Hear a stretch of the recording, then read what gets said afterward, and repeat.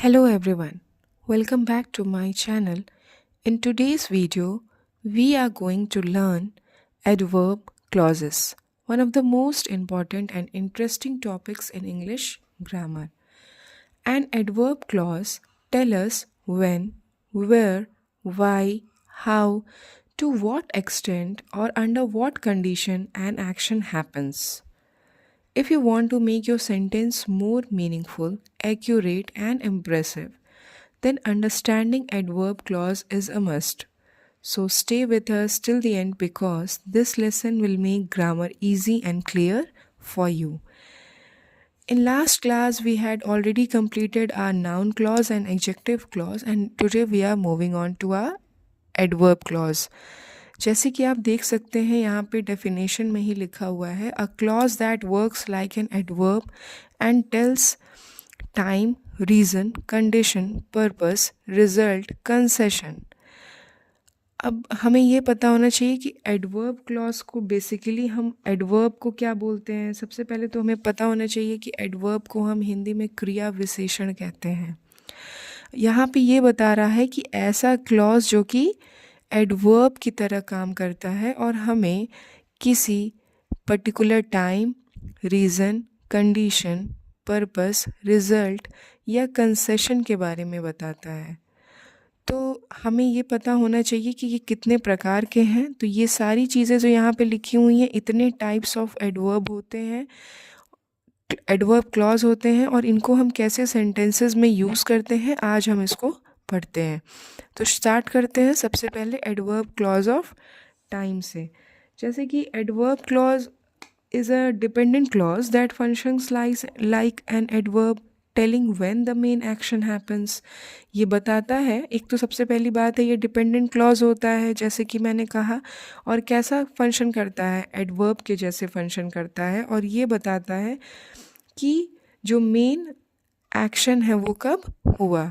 जैसे कि when the teacher came the class became silent. जब टीचर आए तब भी जाके क्लास साइलेंट हुई. मतलब एक पर्टिकुलर टाइम था जब टीचर आए तब जाके क्लास जो है वो शांत हुई. अब हम चलते हैं अपने दूसरे एडवर्ब क्लॉज ऑफ रीज़न में. वो can you tell me what is adverb clause of reason. If anyone ask you then you tell that explains why an action in the main clause happens. वो बताता है कि क्यों जो है main जो एक्शन है क्यों मेन क्लॉज में आखिर में हुआ. ठीक है, तो इसमें हम पढ़ते हैं कौन कौन से होते हैं. बिकॉज, सिंस, एज होते हैं रीज़न में. जब हम किसी को कोई रीज़न दे रहे होते हैं, भाई क्यों हम ये काम कर रहे थे मेन क्लॉज में. तो देखिए भाई, आई स्टेड एट होम, मैं रुकी हुई थी घर पे. क्यों? बिकॉज इट वॉज रेनिंग, क्योंकि क्या हो रहा था, बारिश हो रही थी. तो हम लोगों ने यहाँ पे एक रीज़न बताया. Now move on to the next adverb clause of condition. जैसे कि हम देख सकते हैं एडवर्ब क्लॉज ऑफ कंडीशन क्या है. It indicates that, so first of all, let us know that a dependent clause that explains the circumstances of requirement for the actions in the main clause introduced by the subordinating conjunctions. इन सारी चीज़ों से आप सीख सकते हैं कि भाई सबसे पहले तो ये डिपेंडेंट क्लॉज जो है यही बताता है सब कुछ, कि भाई ऐसा करेंगे तो फिर ऐसा होगा, और ये बताता है कि आखिर में आप किस सर्कमस्टांसेस में क्या करेंगे तो आपके साथ क्या रिज़ल्ट आएगा. तो आपको कंडीशन पहले रखनी होती है. तो उसके लिए हम इफ़, अनलेस, प्रोवाइडेड दैट, ये सारी चीज़, ये जो सारे वर्ड्स हैं इनको कंडीशन बताने के लिए यूज़ करते हैं. For example, if you work hard you will succeed. अगर आप मेहनत करते हो तभी आप सक्सेस पाओगे. अब हम लोग चलते हैं एडवर्ब क्लॉज ऑफ पर्पस से. What do you mean by adverb clause of purpose? Explains why an action is done. ठीक है, सबसे सिंपल में भाई क्यों ये एक्शन किया गया. भाई अब देखिए यहाँ पे लिखा हुआ है so that, in order that. ठीक, इसका एग्जाम्पल से समझते हैं. ही स्टडीज़ हार्ड सो दैट, ताकि ही में पास. भाई क्यों पढ़ता है दिन रात, क्योंकि वो पास हो सके.